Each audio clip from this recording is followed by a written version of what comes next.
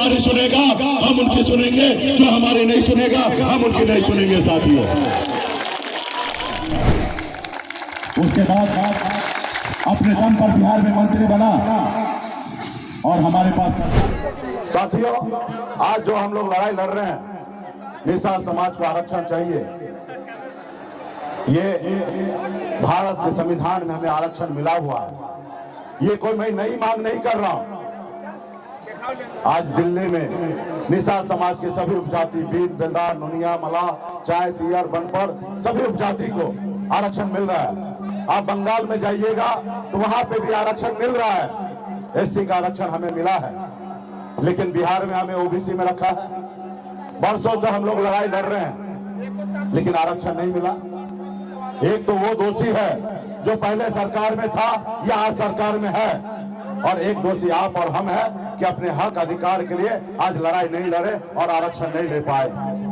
आज काश अगर 30-40 साल पहले इस समाज में नेता पैदा होते और मजबूती से संघर्ष करते तो आज निषाद का बेटा को आरक्षण मिल गया होता। जब आरक्षण मिल गया होता तो आज हमें क्या लाभ मिलता? आज हमें लाभ मिलता, आज यूपी, बिहार, झारखंड में जाइए, एक भी निषाद का बेटा कलेक्टर नहीं है। अगर आरक्षण मिल गया होता तो आज निषाद का बेटा कलेक्टर होता, एसपी होता, एसडीओ होता, बीडीओ होता, सीओ होता, डॉक्टर होता, इंजीनियर होता, लेकिन नहीं मिला। और नहीं आप लड़ाई लड़े, जिसके कारण आज आपके बच्चे मछली मारने पे मजबूर है, मामूली नौकरी करने पे मजबूर है। इसके लिए कौन लड़ेगा? इसके हक अधिकार की बात कौन करेगा? इसके हक अधिकार की तो बात आप ही को करना पड़ेगा।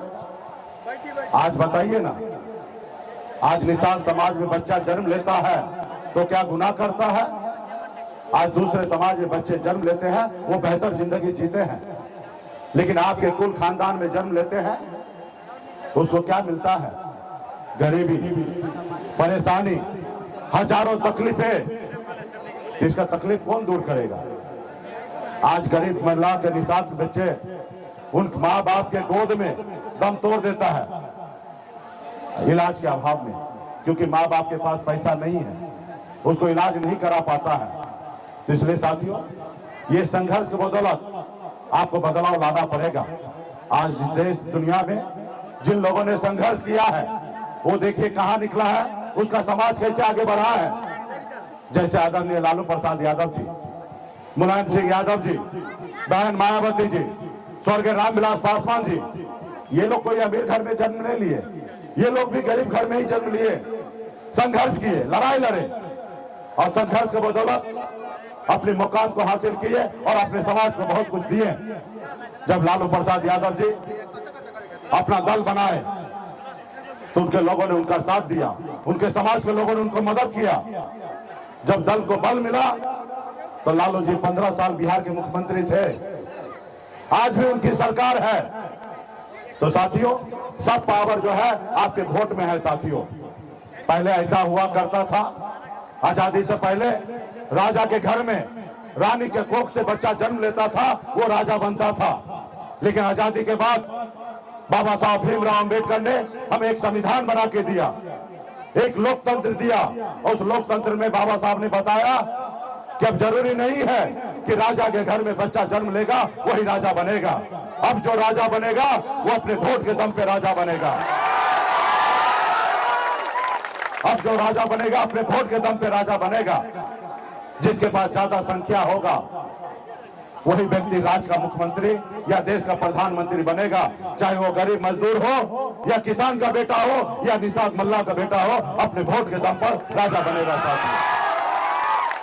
लेकिन आप क्या करते हैं? आप अपना वोट को 200 रुपए में बेच देते हैं। जब आप अपने वोट को 200 रुपए में बेच देते हैं तो आपका बेटा राजा कैसे बनेगा? आपका बेटा विधायक सांसद कैसे बनेगा? आपका बेटा मुख्यमंत्री कैसे बनेगा? जो लोगों ने अपने वोट को नहीं बेचा, वो समाज देखिए कहां से कहां पहुंच गया है।